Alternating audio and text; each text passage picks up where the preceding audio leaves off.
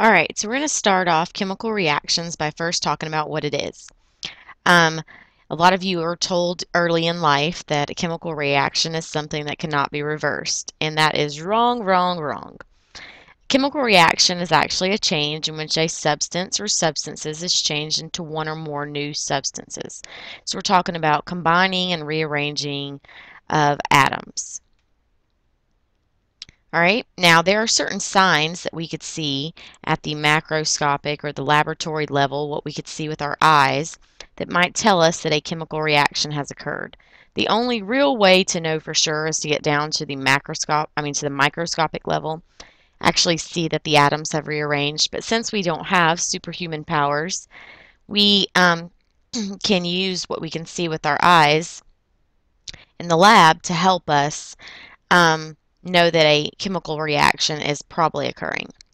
Some of these signs you might want to see are change in energy, so that could be reaction that gets colder or hotter, lets off a sound or lets off a light, formation of a gas, so if it bubbles or emits a gas, formation of a precipitant. If a precipitant is a solid that is formed in a solution, so you have two solutions, and then you have a solid that forms from the mixture of the two solutions. And color change. So all of these are indications, as well as formation of water. So if you see any of these, then it is likely that a chemical reaction is occurring. All right, now in chemical reactions, we have A plus B going to C plus D. A and B are called the reactants, which you start with. C and D are the products, or what we end up with. Now, to jumpstart us into the type of chemical reactions, we're going to start with combustion. Combustion is the burning of any substance in O2 or oxygen to produce heat. So anytime we have a fire, we are doing a combustion reaction. We crank our car, that is a combustion reaction. So A plus O2, A being just any substance, and then oxygen, forms B. Now, B could just be one thing or it could be a multitude of things. This is just generic, though. Here's an example. Here we have CH4, so it's a hydrocarbon, reacting with oxygen to make CO2 and H2O, water.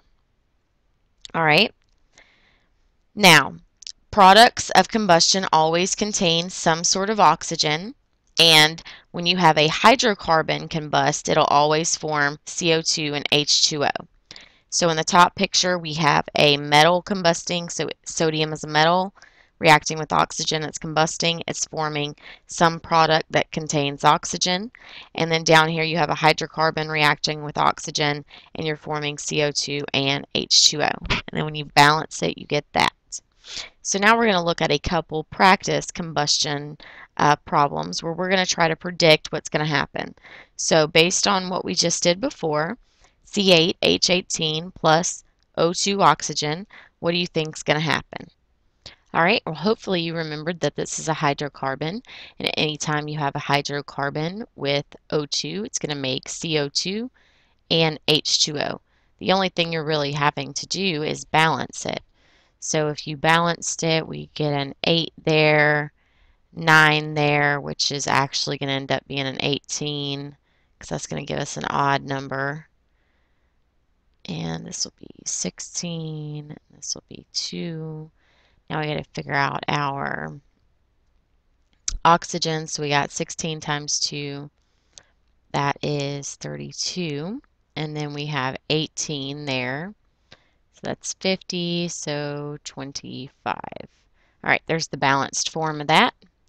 All right, here we have CH2O plus O2. Again, you have a hydrocarbon. So again, same thing to predict what's going to happen.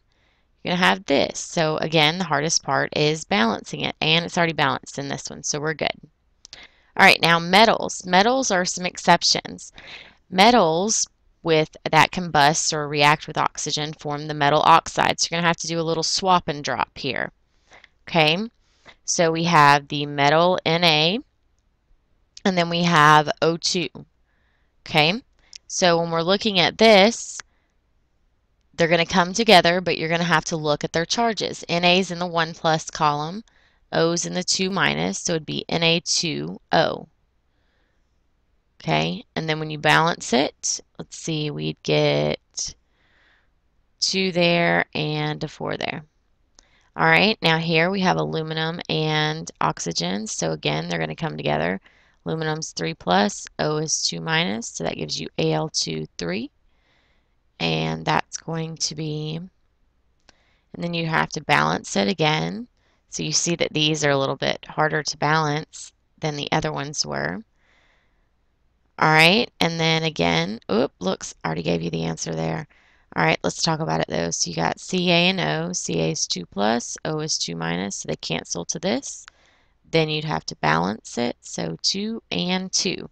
So that's what you got to look at. So combustion reactions are either going to be a metal plus oxygen, in which case you must swap and drop, or they're going to be a hydrocarbon plus oxygen, in which case it's always CO2 plus H2O, and then you just have to balance it.